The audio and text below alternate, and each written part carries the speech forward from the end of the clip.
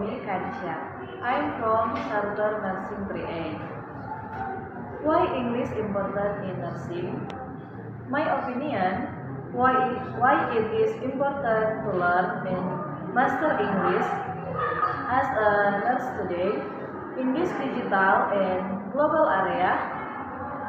Mastering English is essential for nurses.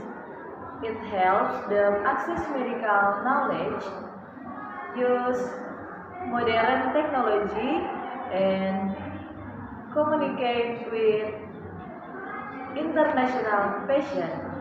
English also open up global job opportunities and support professional development. For nurses today, English is a key to success.